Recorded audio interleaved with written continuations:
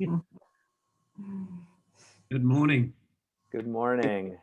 Hey guys, sorry I screwed Brandon up because I put Joe as my name today, just goofing around, so he couldn't find me. How's everybody doing? Good. Good. How are you? Nice, good.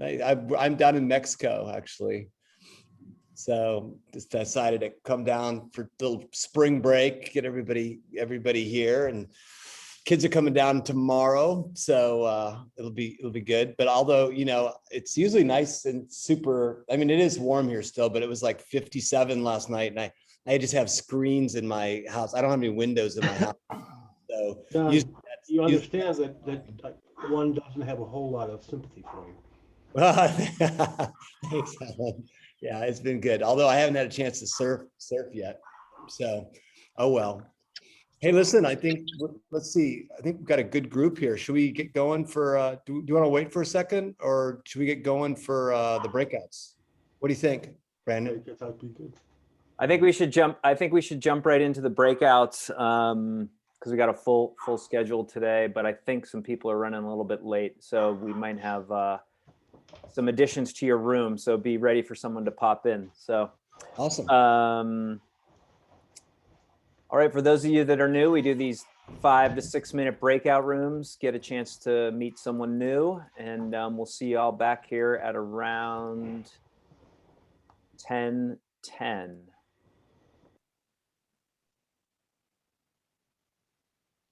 All right, everyone's jumping back in here in about 10 seconds. Their rooms are closing.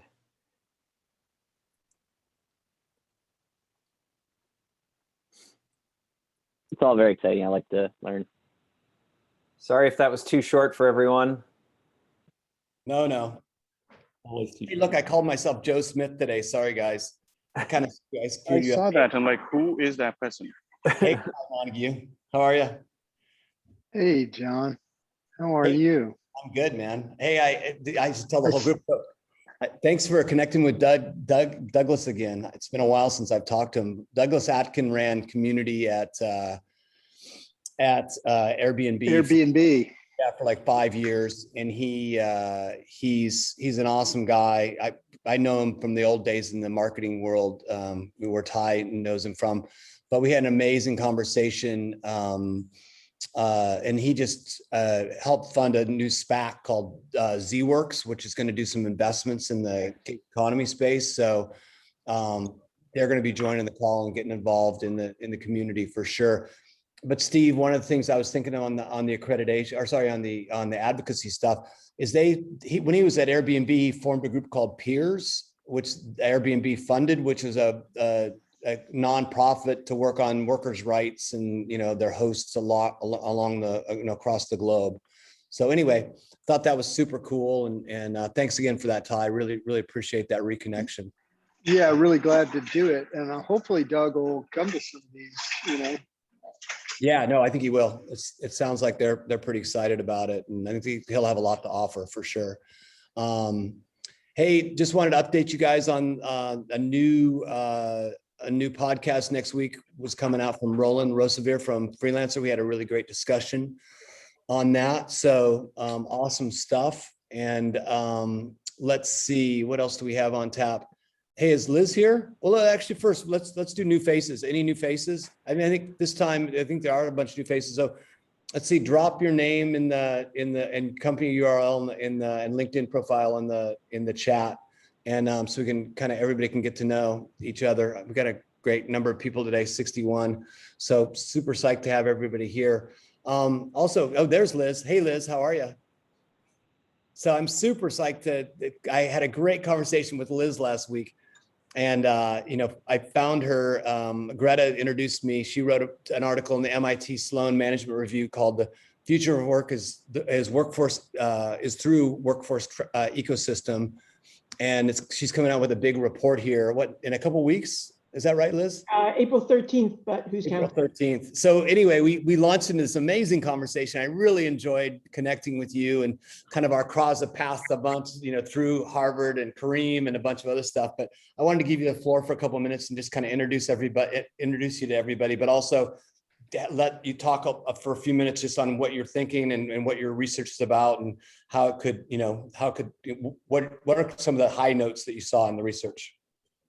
Great, thanks. So it's a pleasure to be here. The funny part of our conversation the other day was as we were talking, I said, I think we've had dinner before. And we realized that kind of many years ago, we had been at a dinner in Cambridge. So it was kind of fun to bring it back around by way of and it's a pleasure to be here. For your last call, I actually watched the recording because I couldn't be here. So I feel like I've been here, although not live. Before my academic life, I spent 18 years in industry. I was a vice president in Motorola for about 9 years. And so kind of lived through the transition in wireless telecom, then ended up going back to Harvard in 2010 and did my doctorate there and finished in 2015. And now I'm a professor at UMass Lowell. And so what's happening now is we do, long story short, my research has really been on platform-based businesses and ecosystems, and very much about incumbent firms. Since I lived at Motorola and lived through a big, stodgy kind of older company that for times was stodgy and times wasn't, but kind of going through the transitions around platforms, smartphones, et cetera. I think a lot about bigger companies trying to make the transition to a platform-based world, and I've written a bunch about that. And right at the beginning of the pandemic, around March last year, I received a note from Sloan Management Review saying that they have a project with Deloitte. It's a multi-year project on the future of the workforce, which is part of their SMR's Big Ideas initiative. And they've been collaborating with Deloitte for about 10 years. And they came out with a report last year called Opportunity Marketplaces. And they said, would you be interested in being a guest editor? And I read it and I said, if you're really thinking about kind of future work types of changes within the organization, then I'm not a good match, because I mostly think about crossing boundaries, external, a lot of the topics that you all, it seems, are talking about: open innovation, crowdsourcing, complementers, app stores, opening interfaces, all that. And they said, no, we think that's important. And that's the whole point, basically, right? We've got this kind of internal perspective, but we want the external perspective as well. So fast forward now to yesterday, the report went into production between some editors at SMR and myself, and a great team at Deloitte, including 2 senior partners, senior principals, and the research arm. So data scientists, analytics, et cetera. We've put together a research report. If you look at, and I'll put it in the chat after I'm done speaking for a few minutes, we issued a report, an article, January 18th, I think, was the kind of preview article, as John mentioned. And I almost just called Joe because I looked down at his. Sorry. Anyway, that article is available. What's fun about it, in terms of a little bit of inside baseball, is that when we wrote it, the editor said to me, look, these types of reports get maybe 5,000 hits, kind of don't really worry that much about it. We're going to really focus on the big report. And about a week later, he said, 2 weeks later, he said, all right, I'm not usually wrong about these things, and I'm definitely not usually wrong by 6x, but we have over 30,000 hits to this article so far. So I was thrilled, of course, as are they. And what's really interesting is the average time on the article is well above, 2 or 3 times above what unusual article is. And I mentioned that for this crowd, again, to say there's clearly huge resonance, an appetite for this type of content and discussion around these topics, right? I think SMR themselves were a little startled as what extent it's resonating. So that's great. that's probably enough on background.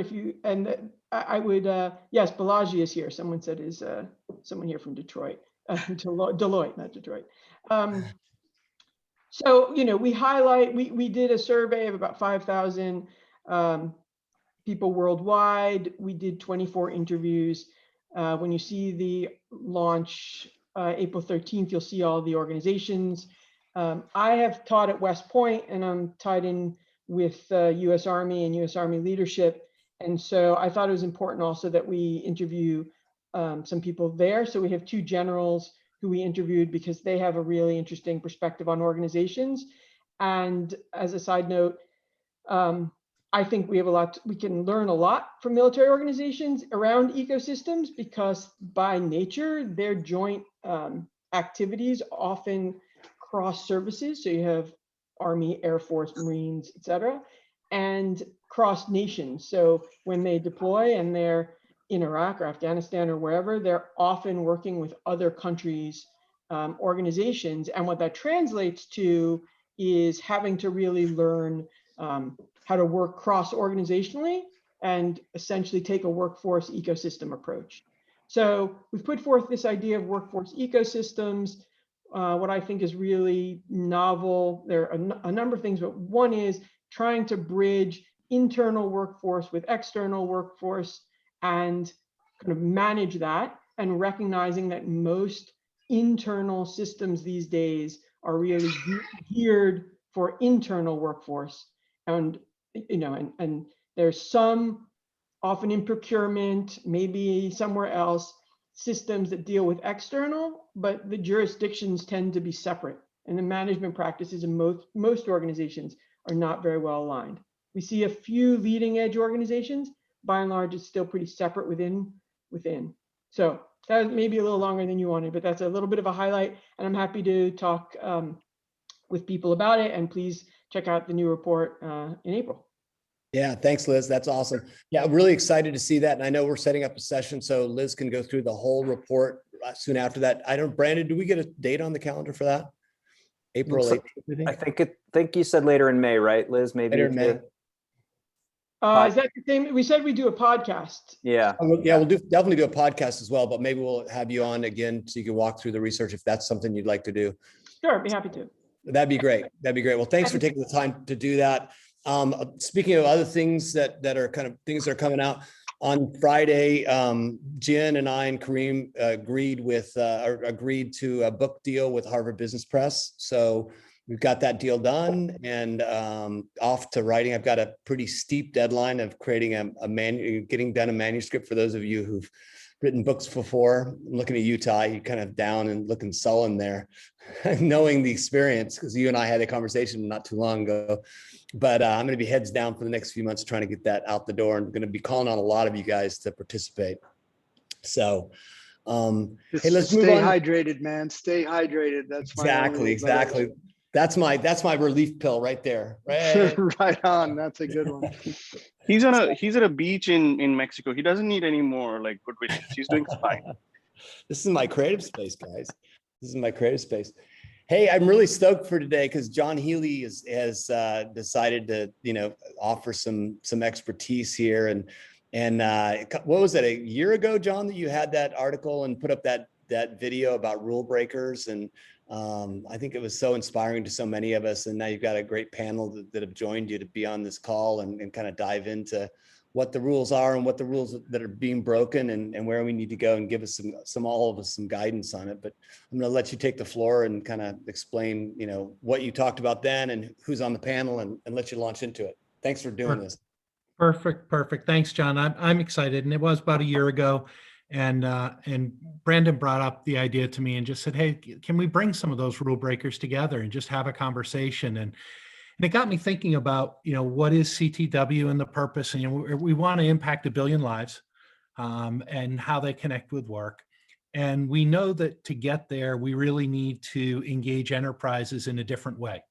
And that's one of the big battles that's in front of us, and something that we spent a lot of time talking about. So I asked 3 people to join us who I consider to be rule breakers in the right way, and people that I think can also help extend the community that we reach out to.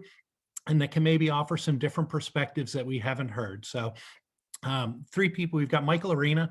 Michael is at Amazon Web Services. I got to know him when he was at General Motors. He's also the author of a book called Adaptive Space. So if you want to start understanding about the focus on networked organizations versus hierarchies and structures, and the different types of networks and the different types of personalities that have to exist in a network, I think he's really shown me some different ways that large enterprises have altered things. So I'll come back to Michael. And then Kathy Hardy is someone who recently joined Kelly just before I left the organization, a serial entrepreneur who has built organizations but wanted to get something to scale, really helping different communities that weren't gaining access to the workforce gain access in a new way. And so came in to launch a new business inside the Kelly family. And she'll share a little bit about what's going on there and what they're doing, what that's meant to her as an entrepreneur, trying to bring that organization to scale.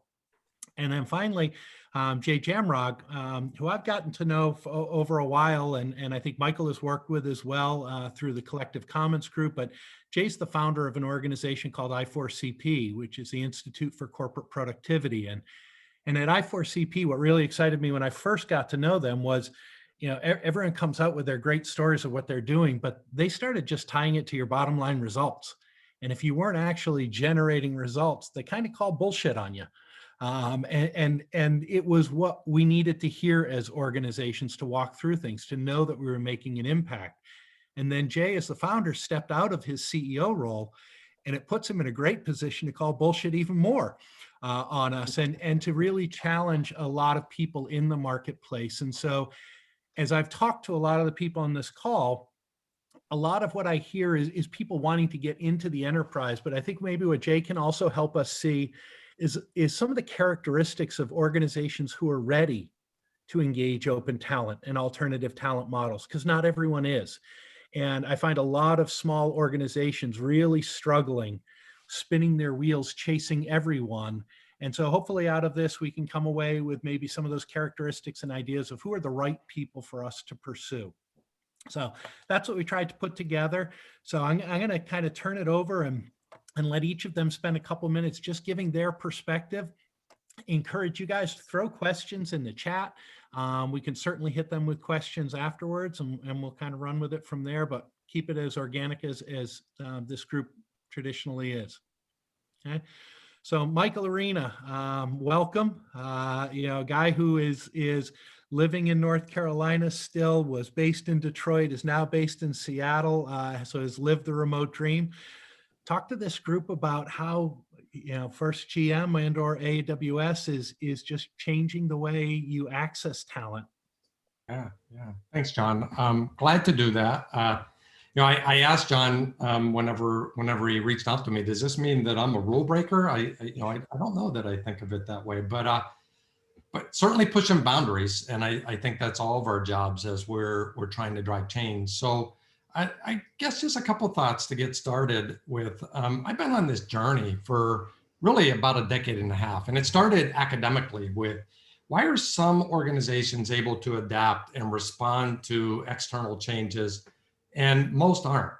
Most just simply, and we heard about Motorola a little bit ago. Many companies who were leading edge companies aren't able to catch the next tide, the next wave. And we started this journey from an academic standpoint, really thinking about leadership. Like, what kind of leadership does it require for organizations to be adaptive?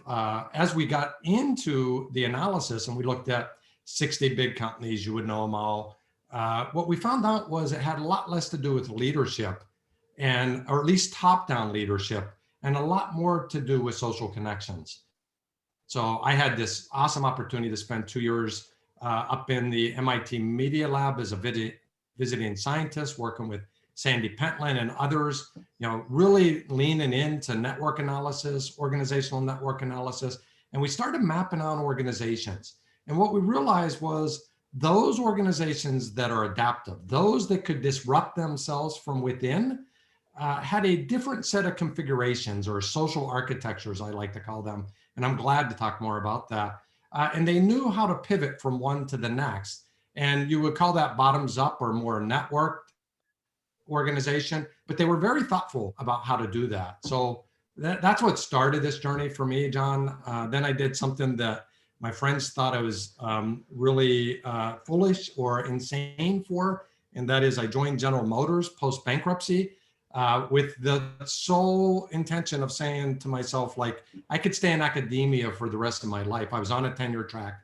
But the reality is I got to find out if this model actually works. Like, we had a theory, but does it work? Can you stand it up in practice? And the thought process was, well, why not go to perhaps the most calcified organization on planet Earth and try there? What we did. And for 7 years, I hung out at General Motors as the chief talent officer. And I'm super proud to say, and it was not, but I'm super proud to say that many of the theories did in fact stand up, and the journey that GM, still a work in progress very much, the journey that General Motors is on today has to do with a lot of the things that we were able to do there. Like, how do you invent self-driving vehicles inside of a vehicle that, or inside of an organization that has perfected, sort of a more traditional driver-led vehicle for decades. Same thing with EVs. And it's clearly, there are others on the lead edge of those technologies, but General Motors is not far behind, if not leading in some of those cases. And a lot of that had to do with ways we deliberately set up the network to do, and I'll end on this maybe with a brief AWS insight as well.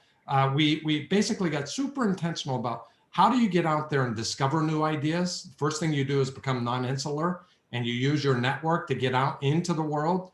And the bridge connections in particular can help you to discover up to 25% insights than if you remain inside the blob of an organization. But that's not enough, because ideas are cheap. You got to get them into the world. You got to build them, and that requires what we call at Amazon 2 pizza teams. One of the ways, at least, is small agile teams. We call them 2 pizza teams because there are no more than 6 or 7 people, and you can move 10x faster. And the network, you can move 10x faster and standing stuff up. But that's not enough. You then have to diffuse those ideas across an organization where you're trying to integrate and launch new product. And that requires more bridge connections. And there are numerous ways to do each of those things. And across the 7-year time period at GM, we figured out those different development activities. And again, some of those are bearing fruit in the market today. I'll stop there, John, with one last comment, and that is, like, this is how Amazon operates. So why am I here? I was super intrigued by this organization. It is a networked organization. It is super messy at times. It is the land of 1,000 startups. It operates first and foremost with this mindset of, we're going to go small and fast. Speed matters disproportionately. And there are certain organizational structures and mechanisms that enable that in working backwards from the customer. So I'm going to pause there because, John, I could talk all day long about this stuff. But that's what's on my mind at this point in time. Cool. Appreciate it, Michael. And I think even just the ideas of how some of the teams get formed, using internal versus external talent or cross-bridging that, those start hitting into some of those areas as well. I'm going to shift over to Kathy and kind of turn the floor over to you. You represent segments of the workforce who just don't get opportunities. So why would you go join into a big industry leader who is also partially calcified?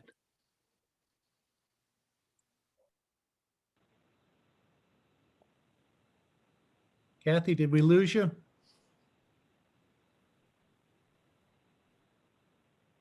Tell you what, I'm going to shift over, Jay, if you're there. Jay, you get to represent a lot of organizations, sit with CHROs all over the place, who some are very ready for progressive areas, but I think, as we've had conversations, we've also heard a lot of organizations who just struggle selling into the big behemoth of an enterprise. Is there a perspective you have on who's ready for change and the open talent economy versus the traditional FTE structure? Yeah, we have conversations around this all the time, and especially coming out of COVID, a lot of companies are thinking about what did we learn during COVID? What did we do right during COVID, and what did we do wrong? And a lot of it has to do, launching 2 studies this quarter. By the way, we're a research institute. We're not consultants. We are, and hi, Michael, I haven't seen you for a while. We look to discover and advance the next practices in human capital. And like John said, we really look at what is it that correlates to market performance. So those companies that are top 10 in revenue growth, profitability, customer satisfaction, and market share, that's a multivariate dependent variable we use in all of our studies, so we can see what is it that correlates to it. We are very much run by our boards, and they become advisory councils for every research project. So 2 we're excited about that are coming out very soon that we're launching. One is around organizational readiness to come out of COVID. Our organization is ready for it. So especially with the 3-tier kind of workforce that seems to be developing, those who have to come to work, those who can still work at home, and those that have to do some work at home, some work in the office. What's the tensions going to be between giving people those alternatives to work, and what's the impact on culture, innovation, collaboration? That's one, and we call that Cube the Cloud. The second one is on workforce readiness, and it has a lot to do with looking differently at the workforce, where the workforce comes from, how is it deployed, and really looking differently at it, and really not looking at planning for FTEs, doing job descriptions, or even doing away with jobs, but more looking at the work that has to be done, and really sort of disassembling the work into tasks and doing a lot of planning around skills, and then developing the talent supply chain for those skills. I promised I would show one thing, so I want to share my screen real quickly. This is the model that many of them are using, if I can get it to show.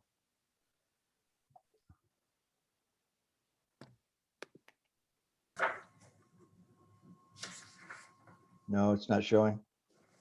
I think it's coming up. Coming up, Right. just taking a second.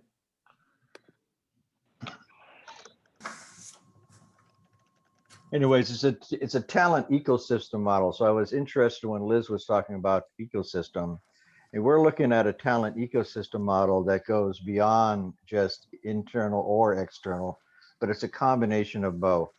So think about the way you have the external platforms that are available to all companies and crowdsourcing, and marrying them with the internal talent marketplace and even an internal gig marketplace. So developing platforms that use AI and machine learning to actually do that. And I had examples of different companies who are using the different ones. There it is. Can you see it? Doesn't appear to be coming up, Jay. I don't know if oh, there we go. Yeah, so there's different companies involved. So a lot of companies that are really doing a good job. If you look at the internal talent marketplace, we did a big case study on Unilever, and they're doing external and internal talent marketplaces now, mirroring the 2. They actually did not, in 2020, did not have to hire one external person, just relying on the internal talent marketplace platforms, and they use Gloat and their platform. They were able to save millions of dollars by not even having to hire people, just by moving people around. Of course, you got the external planet P&G is interesting. They created a mall for internal and external. So it's almost like going to stores. Think of your platform as stores that they go into. So you can see a lot of different companies doing a lot of different things, but the main component that they're looking at is they're doing planning around skills and tasks rather than FTEs and jobs. So it's moving from jobs to actually what the work has to be done. For example, deconstructing I can't remember the company, Providence Health.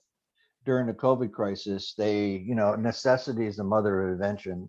So they looked at the nurse's job because it was overworked, and they deconstructed the work that a nurse does. And they realized there was a lot of tasks they were doing that they didn't have to do, like taking temperature and blood pressure. And so they could assign that to another person, give them a little bit of training, and freed up the nurse to do the work that the nurse was required to do. So really reconstructing jobs and actually doing away with job descriptions and jobs themselves and looking at work. And that way you can look at the internal talent marketplace and the external talent marketplace and really free yourself up to, and there's companies that are doing it really well. You got 3M, you got Unilever, some of the companies here using the external talent change, Airbnb. There's partnerships around different things. It's you look at 3M, and they know where all their talent is, both internally and externally around the world, and they're mirroring their platforms with AI to actually do more project work. So it's like a project revolution. Around that, it's Microsoft and the things they're doing with the internal and external marketplace. It's really taking off. It's almost everything we're talking about. When we talk about workforce readiness now with CHROs, that's what we're talking about. Is how do we actually plan for the work post-COVID? Cool. Jay, thanks for this. Hey, again, what I'm looking for, and I'm even just seeing some of the chat that's following behind it, of, well, what about, and what about, and what about? What I hope people get out of maybe that ecosystem picture that Jay put up for us is that's what a lot of the large enterprises are thinking today. Doesn't mean that they're right or that they have it all figured out, but that's where the front edge and the leading edge of the large enterprise is operating today. And so understanding where we're at and what we're up against in trying to move through to impact 1 billion lives, to really break down from jobs into tasks in a much more meaningful way, making things more agile, both for the worker and for the organization, is pretty significant. But it's also kind of good to maybe level set and see how the other end of the spectrum is seeing things today and where they're working from, especially on the progressive end. So Kathy, I think you're back with us. Yes. Appreciate the flexibility in bouncing around. Talk to us about your journey as kind of an entrepreneur and then trying to figure out how to bring things at scale, and maybe just touch on the idea of the role of coaching as you're entering into some of these other segments of the workforce, because I think that's an area that is often missed. It's not just the tech and the match, but there's an aspect of coaching when you're bringing new communities into the workforce. Wonderful. Thanks, John. So I think, when you've had a personal experience and you finally come full circle and you're doing work that takes that passion, I'm in a great place to be able to have taken passion from something I lived and putting it into work now. So coming to Kelly was my third kind of startup project in dealing with underutilized talent channels. And I had a great success with my first two, which were launched with a nonprofit organization, a workforce development organization that focused on what's called opportunity talent. So inner city young adults in their 20s who were lost in regard to a career path. They were generally from underserved communities, about 85% racially diverse, had their high school diplomas, had maybe a year of community college or some IT certifications, but didn't have a role model, didn't have good parental models, and had not made that leap onto a career path. They were extremely disconnected from any kind of network that would help them decide on a career path. There were up to 9 million of them at one point, and I think we're probably at 6 million again now. And just about that many jobs that have gone unfilled over the past 5 to 6 years because of not having this training and the support from our education system to fill jobs. So, we've got a pile of people and a pile of unfilled jobs. And what I came to find was the things that these young people possessed, like grit and determination and perseverance and problem solving and resiliency by the bushels, wasn't translating into their resumes and definitely not into their interviews. I once at one point sent 150 resumes to a financial services company in Boston, and not one single person made it to the phone call stage. And it was because their resumes reflected the life they'd had so far at 23, and gaps in employment, the name of the high school they went to, which indicates neighborhood, even though their names weren't on the resumes. And I realized at that point that in order to help these young people get placed, we were going to have to figure a different way to break through the barriers that everyone had just come to accept. I've been in staffing my whole life, so I remember when the MSP model was developed, and it was because we had way too many resumes for HR people to deal with, and our job was to narrow them down and take the faces off of the resumes and design software to, if there's a gap or a date that doesn't match, it throws out the resume. Well, we've been throwing out millions of people.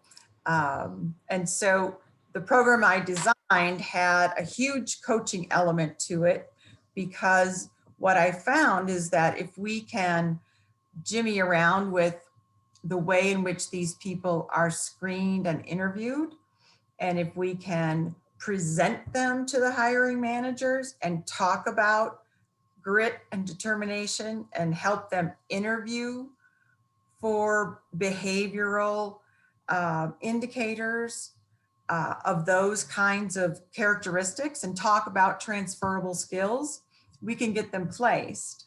But then we have another milestone, which is how do we teach the manager how not to treat this person like every other employee, so that it's a successful employment, and how do we help the contractor get over things that they learned in their community environment.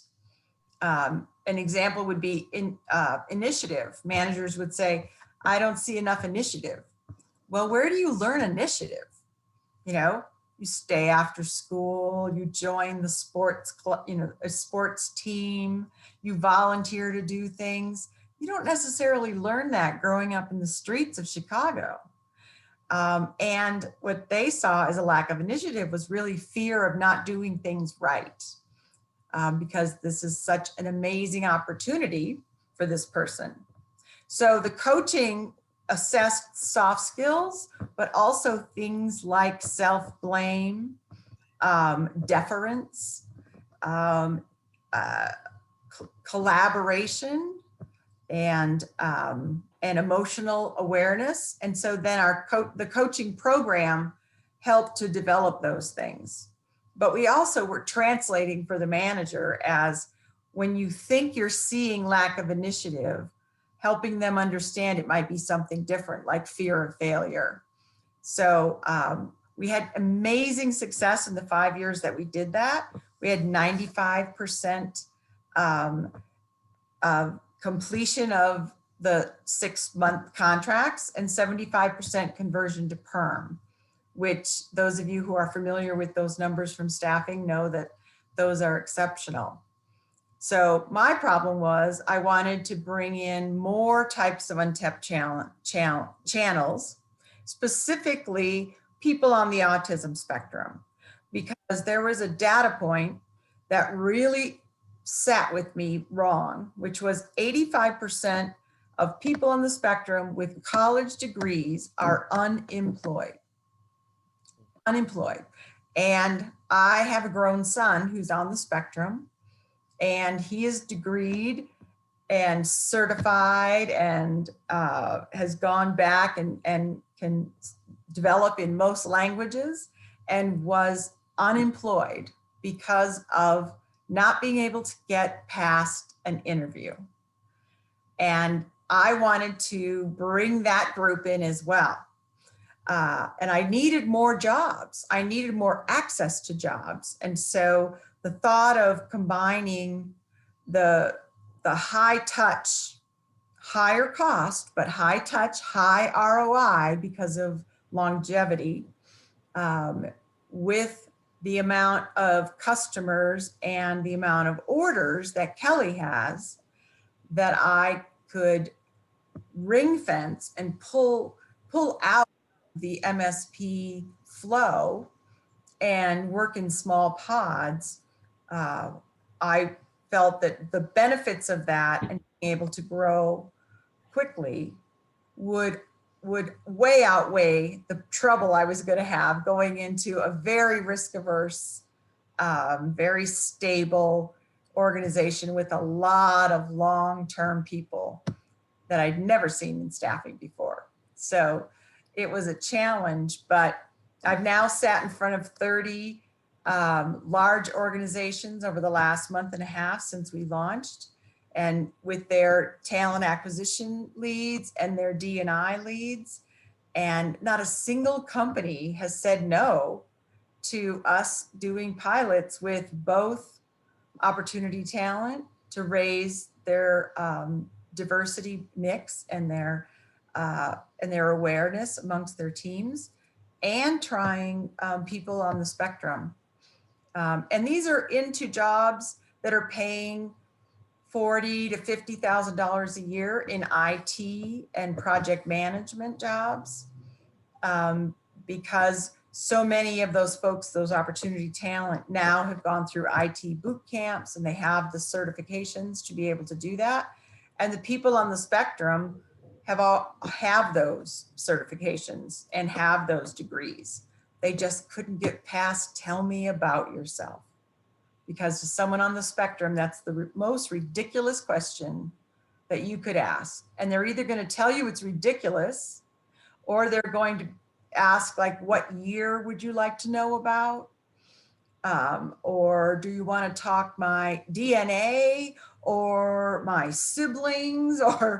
And you're not going to get a lot of eye contact, and they're just not comfortable to be around when you don't know them well. So that's what I'm doing within a Kelly environment. And it's been challenging, but the customers are embracing it so much that it makes choosing my battles very worth it. And all I have to do at Kelly is remind them of what the outcome is going to be and all the rules that I'm breaking along the way. I can get people on track, basically, but they're taught to ring the alarm if somebody steps a little towards something risky.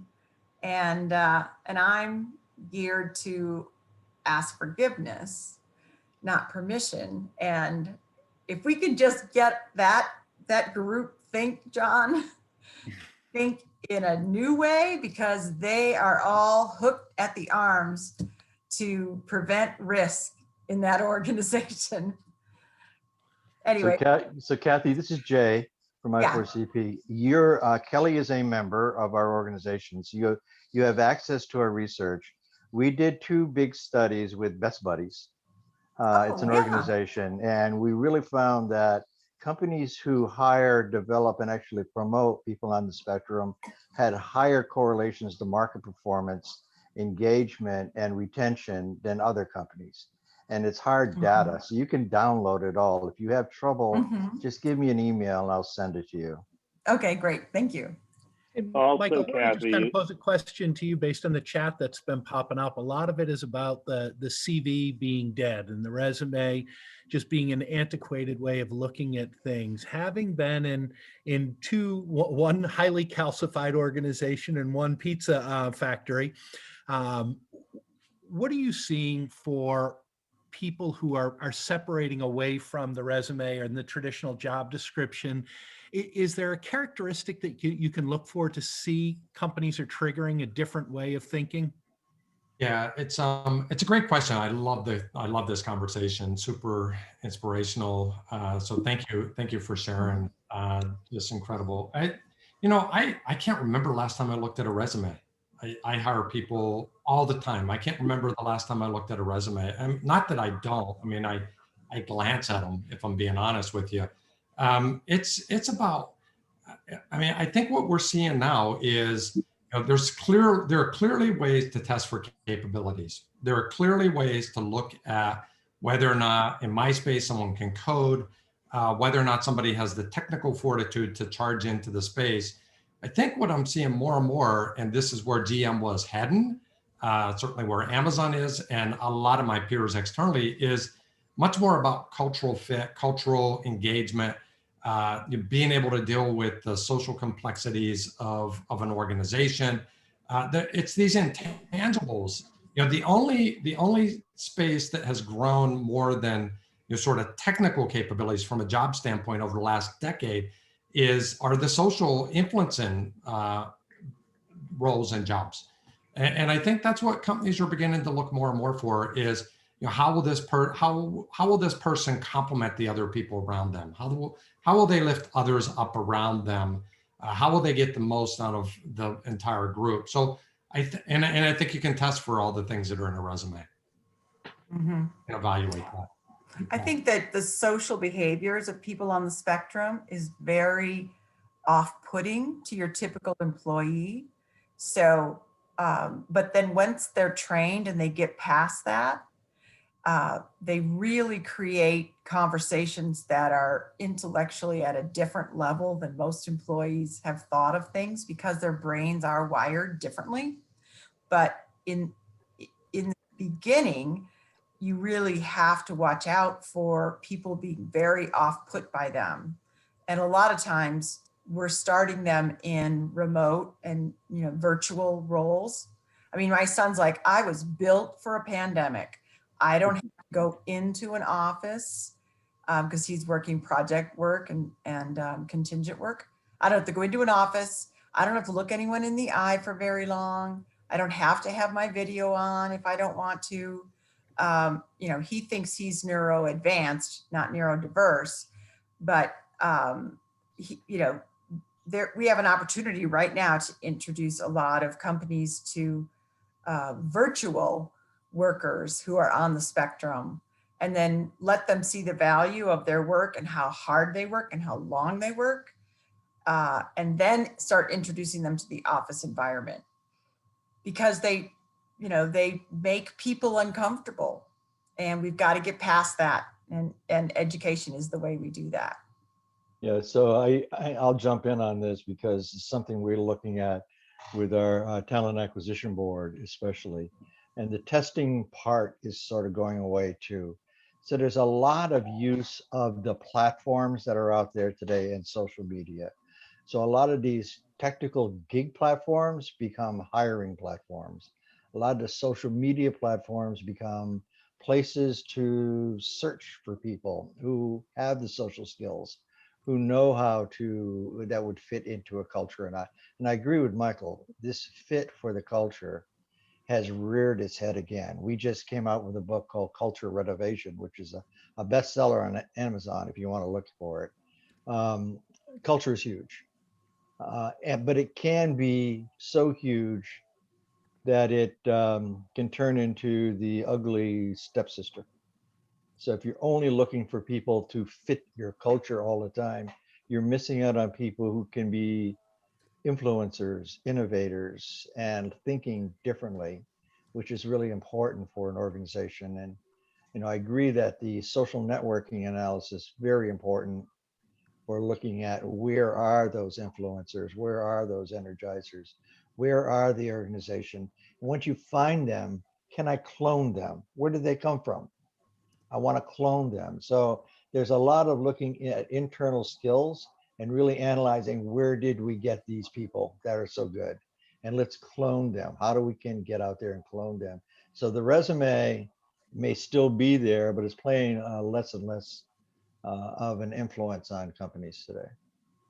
Well, Michael, Jay, Kathy, I want to thank you for taking the time to join us. I want to make sure to know that you are welcome back anytime this group gets together.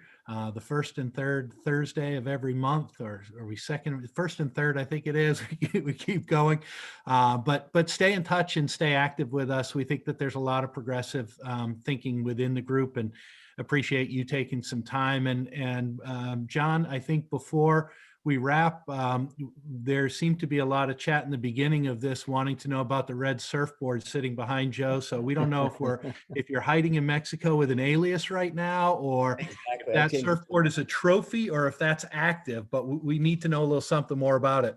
Oh, that's nice. Thanks. Yeah, no, I am in Mexico. This is my little hang that I've had for 20 years or so in Mexico, and that is a real surfboard. I'll probably get out on it later this evening, so for sure. But it's a little town called Sayulita north of Puerto Vallarta, and you know, John Healy is also a passionate surfer and got some great adventures. We had lots of good conversations on that. It's one of my favorite things. I want to thank you, John. That was really great, and Jay and Michael and Kathy, that was really amazing, and really appreciate your coming to the group and chatting. And, you know, there's lots of questions. We'll make sure that we, you know, the questions that came up in the chat get out to you guys if you guys want to engage. We'd love to have you guys back again. That was really great. Liz Altman, really looking forward to the full download on the workforce ecosystem. Thanks for that. This group has been amazing. It continues to grow. Really appreciate all the efforts. Just a shout out to the work stream leader. Steve's doing a great job on advocacy. Next time we get together, we'll give an update on that. San and Alistair and Eric are doing a great job, and Mafi are doing a great job on the business model work stream, taking a lot of really interesting turns there.